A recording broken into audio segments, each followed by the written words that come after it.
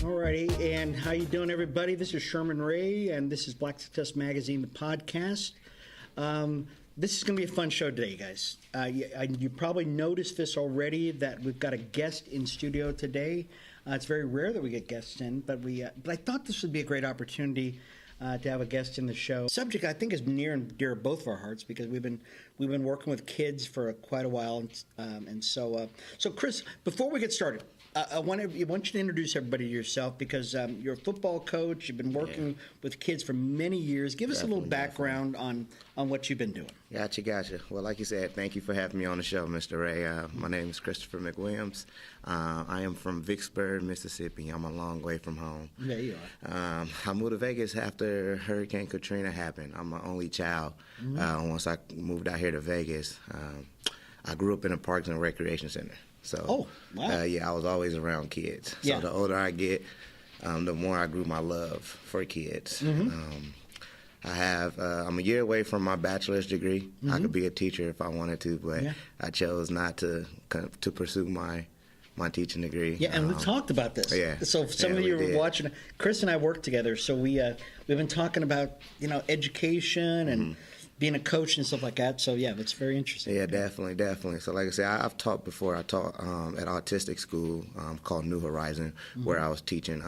I had taught middle school and high school PE, and then I was teaching them like trades. It was a trade skill development class that I was helping them out. Oh, okay. A lot of my kids was. They would be 7th, 8th grade. Some would be 9th and 10th, but a lot of them was on 4th and 5th grade. Oh, yeah. So during the trade class, I was. And now you're actually a coach. You just got on at a local high school now. Yep. Yes, sir. So how did you get involved in coaching? So coaching, it just became natural. Like I said, when I used to go back to the rec center as an adult, I would spend my time early. And then I took on coaching because I myself play flag football for an adult league. I travel all over the states. All of my traveling came because of playing flag football. Okay. And one of my best friends named Sky Hamilton, great guy, great scholar, he actually brought me underneath his wing to start coaching. He's an offensive/defensive mindset person, but he's always needed an extra defensive guy, and he sees that I'm very note-taking and skill-minded on the defensive side. Okay. I'm very good around the defensive side. So me and him actually coached the high school at New Horizon. We actually put a team together in flag football. I didn't even know they had that school. Yeah, they did, and we created one for the kids because we wanted them to feel normal. Yeah. So we put them in a flag football what's the word? We put them in a flag football competition league. Okay, sure. Okay. And my kids actually went all the way to the championship. We lost, we took. But you took a team, a bunch of kids, unorganized kids to the championship. To a championship, man. And so I knew that was my calling. Wow, I knew that was my calling. Amazing, yeah. So we've talked about, because you were working with a lot of girls in flag football, and now you're working with boys exclusively. I mean, I'm sure your first love is still girls football. Yeah, definitely. But now you're working with boys football, varsity football. So I'm the defensive back coach over at Western High School. I'm underneath Scott Hamilton. He's our defensive coordinator. This is going to be my first year. Yeah. So I'm still wet behind the ears, as they would say. Scott is actually taking his time and teaching me everything. Yeah. You can know a position, but when it's time to teach a position, it's a big difference. Big difference. It's a big difference. Yeah. It's funny for some of the folks that you're just joining us right now. This is Black Success Magazine. I'm your host Sherman Ray, and in studio today we've got Chris McWilliams. He's not only just a good guy, but he's a coach. He works with kids a lot. We're going to be talking a lot about kids today, and what it's like now growing up as a kid and the influences on life. Chris has given us a little background on what he's done so far. For those of you that know anything about Las Vegas and you know about Western High School, you probably know Western High School was a perennial powerhouse. Back in the 70s, 80s, even up to the 90s before Bishop Gorman went crazy and started taking everybody from all the other guys. Western was the school. We all hated it. Yeah. I tell you the truth, Chris, I still hate it. No. You still hate it? Oh, man. Because we used to play against them. I went to El Dorado High School. Gotcha. So this is going to be your first year. Yeah, this is going to be my first year. Yeah. A lot of my friends that I played in the adult flag football league they all went to Western. So the powerhouse, Western was a powerhouse school back in the day. One of the guys that's in the league, Lawrence Guy, he played there. That's from the Patriots. Okay. A normal name that everybody probably remembers, Philip Payne. He went on to play at UNLV. He's a great friend of mine. He went to Western. So there's a lot of big houses and big names that came out of Western. Did you see just recently there was an article report that talked about all the NFL players who are currently playing in the NFL and where Las Vegas ranked, or where they ranked, I think they ranked 10 cities. And guess where Las Vegas ranks of all the cities in the nation for number of players playing in the NFL currently? Guess where we rank at? Probably 3. Number 4. Number 4. Okay. We're number 4. Can you guys believe that? Yeah, in Las crazy. Vegas. And That's amazing. We've got like 15 players right now in the NFL. Okay. You would think that Ohio State, or Ohio, or someplace, Alabama, stuff like Alabama. that. Yeah. No. I think it starts in Detroit, someplace in Michigan, and then drops down to Las Vegas. Got you. And you know what? I'm not surprised because I'm going to play both sides right now. I'm a Southern boy. So they always say, back east or in the South is where a lot of football come from. Yes. I've been back and forth in Vegas. I originally been back since 2015, so I've been back 9 years. But before that, I went to middle school and high school here.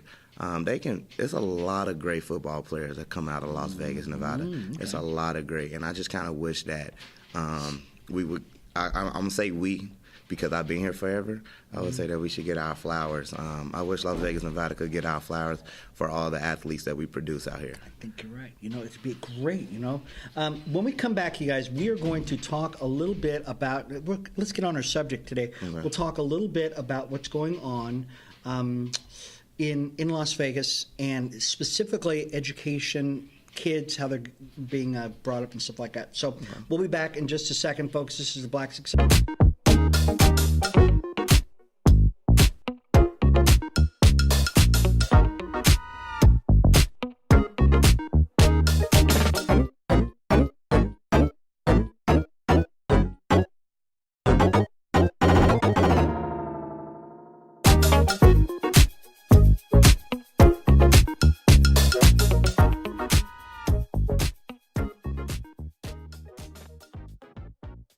And we are back, folks. This is Sherman Ray, and this is Black Success Magazine, the podcast. I'm in studio today with Chris McWilliams, local coach here in Las Vegas.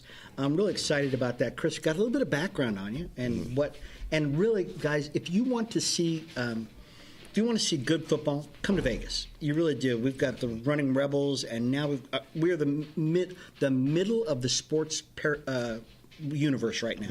We've got the Aces. Yep. We've got Vegas Golden Knights. Yep. The A's coming. Yeah, and the A's coming. What's your favorite?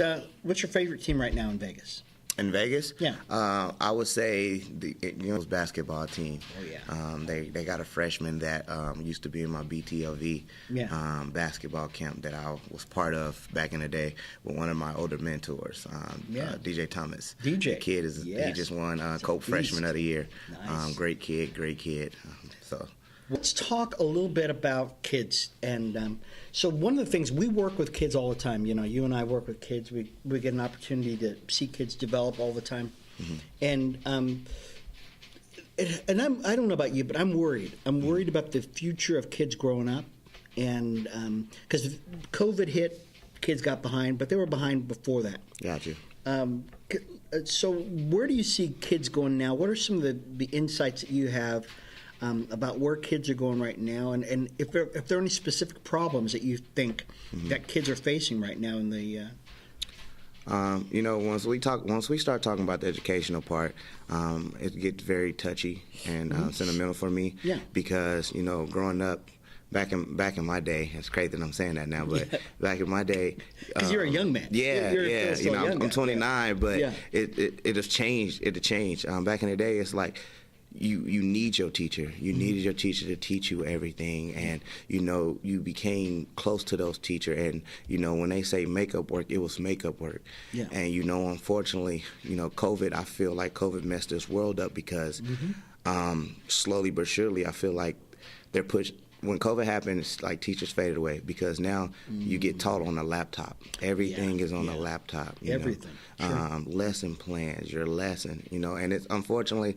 it sucks that you and I today, we walk in a classroom and we can see a teacher on their laptop and all the kids are on their laptop. Like, I miss seeing teachers standing up and talking. I miss seeing teachers with the long, dress shirt on and the tie. Or like what you got here. A clipboard. Or a clipboard with paper. This. No one take notes no more. No. Education was actually rock. Rock. You could chisel into a rock. 100%. And then they went to books. And then they went to, now we're going to, but every generation seemed like, there's the miracle of modern technology. But every generation seemed to be able to take advantage of that new technology. So what are you saying, that this new technology that we've got, which is now the digital age, computers, iPads, Chromebooks, that is not at this point, living up to what it's supposed to be? Is that what you're saying, or what? What I'm saying is, it's to go and look up something on, and what I mean by that is, stop being afraid to teach again. Okay. Get up front, teach. To right now, Chris McWilliams, he's a local coach here in Las Vegas, and giving us some insights into what's going on in the schools right now, and specifically kids and how they're learning or lack of learning. Lack of learning. So I was talking with a child just recently, and she was talking about how stupid she is. And I said, no, you are not. You hear kids, all kids are kind of goofy, and they try to say, that I'm not. I said to her, do you have a cell phone on you? And she said, sure. And so she grabbed her cell phone, and then I said, well, where is Vienna, Austria? Okay? Most people haven't heard of Vienna, Austria, right? I said, look, where is Vienna, Austria? And she grabbed her phone, and since she doesn't know how to spell it, she dictates into her phone, Vienna, Austria, right? This is a kid who doesn't even know where Vienna, can't even spell Vienna, Austria. And she said, Vienna, Austria. And then she says, and then to confirm it, she asked me, how do you spell it? And is it in Australia? Right? 11-year-old kid. I go, no, it's Austria. Okay? A-S, And so she got the spelling right, and here, just do your lesson on a computer. But the tool that they're using is so much more than that. 100%. They could do so much more with that tool, but they're not. So they're still doing old lessons with new technology. Right. And I mean, even like I said, even with that, have your lessons that you're going to teach through the Chromebook to the side. Let's just say little Johnny forgets his Chromebook. Yeah. Now you're telling me he got to miss his whole lesson because you don't have no paper of a lesson? Yes. You know what I mean? Now he has to go and interfere with another child because now they got to share a Chromebook. I feel if we're going to use a Chromebook to teach our kids, have a backup plan. Because, nowadays these kids are so forgetful. One thing they're not going to forget is their cell phone, but they'll forget their schoolwork. They'll forget their ID badges. The main thing they need to get into the school. Yes. And the main thing that they need to use to get into the school is their Chromebooks. Yeah. I'm paying attention to a lot of things. Like now they made new positions in the CCSD for people to be on campus to fix the Chromebooks. Oh. You know what I mean? So it's just it's crazy. Like our world is really coming to technology. Yeah. Our world's coming to a technology world. So. Yeah, it's amazing. Well, we're going to see. I think we're going to see in the future maybe people catching up with catching up with the proper use of the technology. Because that's going to be probably the most the quantum leap. Because right now they've got AI, and AI now teachers are trying to keep the kids not using AI, right? Because they don't want them writing their literature and essays, essays and they're stuff using like that Chat GPT or they are. Yeah. So what else? I mean, what else do you see in the classroom? Because we've just got a couple more minutes left, and what else do you see going on with kids nowadays, modern day kids that you're seeing? You being a coach, you working with kids who are disadvantaged. You worked with kids up in Spring Mountain, which is which is a place for kids who've done some really crazy things. Some tough adolescents. Tough kids. Yeah, tough kids. So what else do you see going on? Another big thing is cell phone usage. And I'm not sitting here and say that I was a great scholar myself, but the reason why I'm able to nitpick and pick at these things because that was me in school. I was on my cell phone. But one thing, what tolerates me differently is, I knew when to put my phone up. And if a teacher asked me for my phone, I would get a teacher my phone. Yeah. Nowadays, these kids, they walk right past you. They got the AirPods in.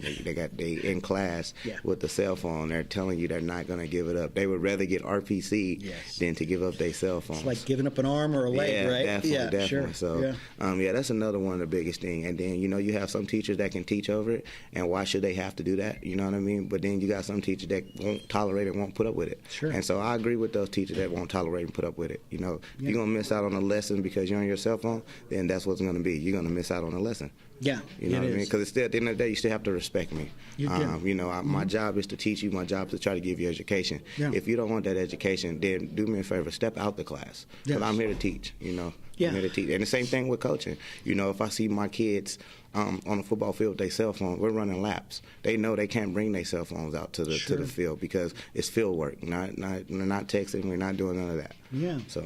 Well, I'm going to be interested to find out in the next couple of years how technology is really affecting our kids. 100%. It's not. This isn't like a fashion thing, right? Where kids, go through clothes or something like that. Or this is actually something that it really means something to the kids. As you were saying, a kid would rather get in trouble than to give up a phone. 100%. What is it going to look like in a couple of years once kids get over the the newness of having a phone? Having a phone. When I was a kid, there were no phones at all. We barely had clothes. Right. But nowadays, every kid has a cell phone. They all have ear pods, and now every kid has a Chromebook. Yeah. What's it going to look like in a few years? That'll be very, very interesting.